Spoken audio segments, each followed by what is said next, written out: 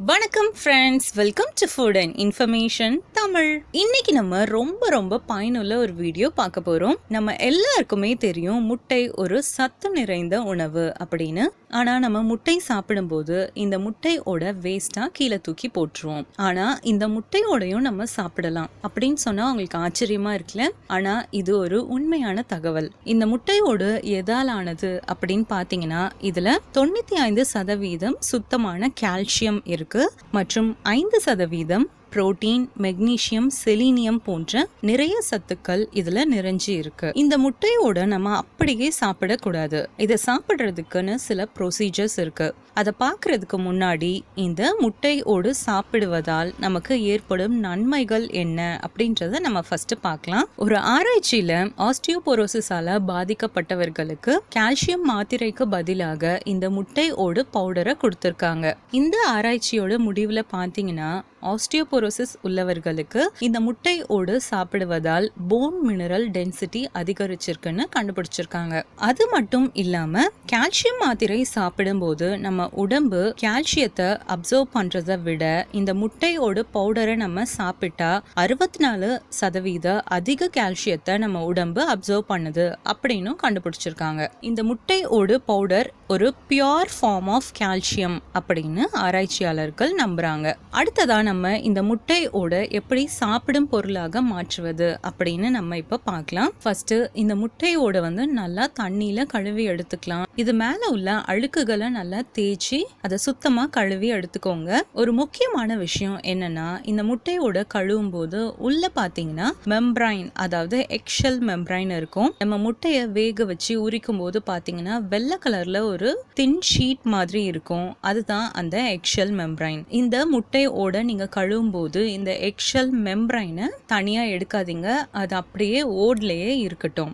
ஏன்னா இதுல இருக்க கெராட்டின், கொலாஜன், குளுக்கோசமைன் போன்ற சத்துக்கள் எலும்பு தேய்மானத்தையும் மற்றும் ஜாயிண்ட் பெயின்ஸையும் தடுக்க உதவுது. அதனால இதை நம்ம எடுக்க வேண்டாம். அடுத்ததா இந்த முட்டை ஓடுகளை நல்லா கழுவுனதுக்கு அப்புறமா 15-20 நிமிஷம் இந்த முட்டை ஓடுகளை தண்ணியில போட்டு கொதிக்க வைக்கணும். ஏன்னா இந்த முட்டை ஓடுகள் மேல சில கிருமிகள் இருக்கும். அதை அழிக்கிறதுக்கு தான் நம்ம இதை நல்லா கொதிக்க வைக்கணும். முக்கியமா பாத்தீங்கன்னா சால்மோனெல்லா பாக்டீரியா இந்த முட்டை ஓடுகள்ல அதிகமா காணப்படும். அதனால இதை ஒரு 15-20 நிமிஷம் வரைக்கும் நல்லா கொதிக்க வச்சுட்டா இதுல உள்ள எல்லா கிருமிகளும் அழிஞ்சிடும். இது நல்லா 20 நிமிஷம் கொதிச்சிருச்சு. இந்த முட்டை ஓடுகளை நல்லா கொதிக்க வச்சு எடுத்தாச்சு. அடுத்ததா இதை மைக்ரோவேவ் அவன்ல வச்சு 200 டிகிரி ஃபாரன்ஹீட்க்கு 45 நிமிஷம் இதை பேக் பண்ணி எடுத்துக்கலாம். மைக்ரோவேவ் அவன் இல்லனா இந்த முட்டை ஓடுகளை நம்ம குக்கர்ல கேக்லாம் எப்படி பேக் பண்ணுவோம் அந்த மாதிரி உப்பு அல்லது மணல் போட்டு இந்த முட்டை ஓடுகளை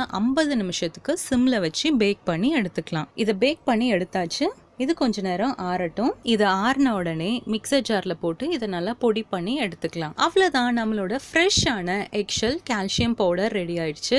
இதை ஒரு ஏர்டைட் கண்டெய்னர்ல போட்டு 3 months வரைக்கும் நம்ம இதை ஃப்ரிட்ஜ்ல ஸ்டோர் பண்ணி வைக்கலாம். ஒரு நாளைக்கு கால்சியமோட RDA பாத்தீங்கன்னா, அதாவது ரெக்கமெண்டட் டயட்ரி அலவன்சஸ் அப்படின்னு சொல்லுவாங்க. ஒரு நாளைக்கு ஒரு நபருக்கு தேவையான கால்சியம் அளவு எவ்வளோ அப்படின்னு பாத்தீங்கன்னா 1000 மில்லிகிராம். 1 கிராம் எக்ஷெல் பவுடர்ல 400 மில்லிகிராம் கால்சியம் இருக்கு. சோ 2 கிராம் எக்ஷெல் பவுடர் நம்ம ஒரு நாளைக்கு சாப்பிட்டோம்னா அந்த நாளைக்கு தேவையான கால்சியம் நமக்கு கிடைச்சிடும். இந்த எக்ஷெல் பவுடரை தண்ணீர், பால் அல்லது ஜூஸ்ல கலந்து குடிக்கலாம். அல்லது நம்ம வேற ஏதாச்சும் டிஷ்ல இதை மிக்ஸ் பண்ணி சமைச்சு சாப்பிடலாம். வெளிநாடுகள்ல பாத்தீங்கன்னா இந்த எக்ஷெல் பவுடரை பிரெட், பாஸ்தா அல்லனா பீஸா செய்யற மாவுல இதை கலந்து செய்வாங்க. அந்த மாதிரியும் நம்ம வேற ஏதாச்சும் டிஷ்ஷஸ்ல இதை கலந்து சாப்பிடலாம். அளவுக்கு மிஞ்சினால் அமிர்தமும் நஞ்சு அப்படின்னு சொல்லுவாங்க. அந்த மாதிரி இந்த எக்ஷெல் பவுடரை அளவா உங்க உணவுல சேர்த்துக்கிட்டீங்கன்னா உங்களுக்கு கால்சியம் பற்றாக்குறை வராது.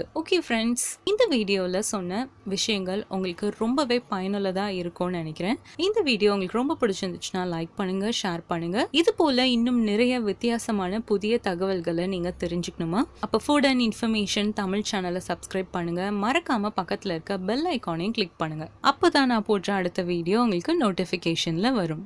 தேங்க்யூ.